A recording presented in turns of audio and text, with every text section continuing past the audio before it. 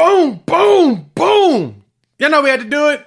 Darius Afalava picked the Sooners over the competition. You had Washington, Michigan State. You had Utah. Oklahoma prevails, picking up a nice offensive lineman with a lot of heavy potential. Y'all know we got to dive into the measurables. We're going to look at some film. Coop's going to join me. We're going to dive into that coming up here. But before we do that, welcome to Unfair Sports. I'm your host, Jay. Thank y'all for pulling up to the channel. Of course, we're stoked about picking up Darius Afalava. He's one that we've been looking at for a while. And man, when you watch the film and you see the measurables, heck, Coop did an interview with him not too long ago that made me say, yep, we need that personality here at Oklahoma. So let's look at that. Let's dive into the conversation and talk about Darius. So of course we got to look at the measurables. You got myself here. You got Coop here. Darius Afalava. He comes to us from, Sky Ridge High School in Lehigh, Utah. 6'4", 6'5" 300, about 30 pounds. A man, big offensive lineman, right? As you can see here with the rankings, he's a consensus and composite 3-star on 247 as well as on 3.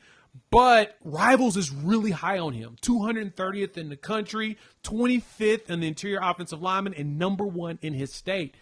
Coop, we've tried to get some guys out of Utah, man. We've had one, and y'all talked about it actually on the interview you did with him pre-commitment, which was a really dope interview. Check it out on the Sooner or Later Sports channel. I'll have a link here at the end screen as well as in the description below for y'all to check out. But Coop, seeing just the details on Darius and the conversation you had with him before he committed, now that he's a Sooner, how did you? What jumped out to you the most in those conversations?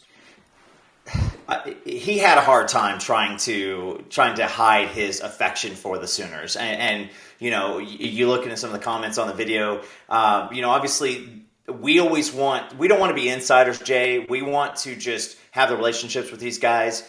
And so when him and I were talking, and and he let me know kind of at the end of the interview what was about to happen. Obviously, I'm absolutely honored. I wanted him to have his spotlight, but his affinity for this program and what the program has done. And so if you're a Sooner fan and you wonder, does the soul mission work for people? It's not the cream of the top, it's not the creme de la creme for absolutely everybody, and you got to know where to position that. But this meant something to him because he wants to be developed as a man and as an athlete. Again, we talked about his ambitions as a businessman. Doing a Polynesian food truck in Oklahoma City and Norman, I'm full on behind that. And I told him, man, if you want somebody to help you out, I'm your man. I'll be the taste tester. I'll do the marketing and stuff like that. But he is a guy who, when you have the relationships building, he said it. Before he even found out that the SEC, this clip right here, he just puts guys on the pancake. Yes, he does. But, when you have the type of program that Brent Venables is creating right now, you get these high quality, high character guys, and it shines through. He kicked LSU out of his list. OU had every single box checked for him except for the SEC piece. So now, if you want to be a man amongst boys, and if you want to be an NFL caliber, offensive lineman, you want to go up against the best. And so once that box was checked, this staff just did an absolute phenomenal job building the relationship and showing him who he can become at the University of Oklahoma. Yeah, he adds to a nice class with him and Ryan Fogier, and then you're chasing some additionals. You also got Owen Hollenbeck out with the center position. You brought in Sean Hutton as a preferred walk-on. They're starting to build a little bit of a foundation of some nice players. I think Afalava has a very, very high ceiling. At his size and his ability to move, like you said, it's fun watching him do the pancakes and toss kids around. He looks like a man amongst boys, and I love the fact that he's competitive enough that he wants to play in the SEC, and he wants to be a part of that. And I know he mentioned at the end of the video, Cecilia Kana was one that he was excited about playing against if he ever gets to play against Texas. Well, shoot.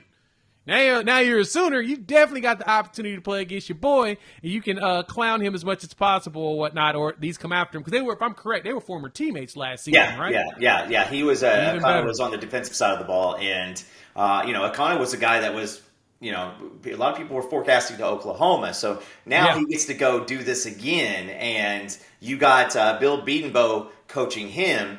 I think that if they ever match up, I'm going to go ahead and pick Darius as the winner in that battle. He's definitely going to pull. Just watching him move in just the game film as y'all seeing it here, I'm telling you, they're going to put him out there and let him go across and run through some folks as he possibly can. So, of course, I'm stoked and excited at the fact that we were able to pick up another player on the offensive line and add to this class and grow it. Y'all got to tell us what y'all think. When you see in the film, you see the size, you see everything, hop in the comments, let your boy know your thoughts, how y'all feeling about this pickup. You know that we're, of course, losing our minds around here because we're starting to round out this class. This class, if we continue on the trajectory, we could easily finish top 4, possibly top 3, right? I've said from the beginning 25 players. Cool.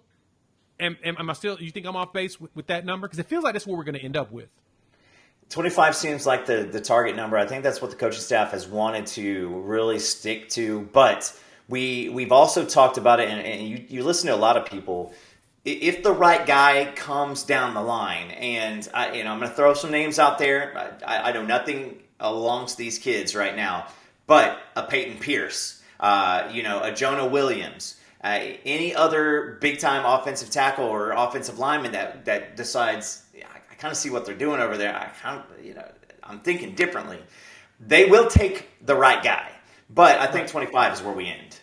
Yeah, I'm seeing 25 as well. So, all right, y'all know the routine. Hop in the comments, let your boy know the thoughts. How y'all feeling about Darius Afalava? How you feeling about that pickup? Y'all excited? Y'all like the fact that this 19? We're flying and we're adding these commitments.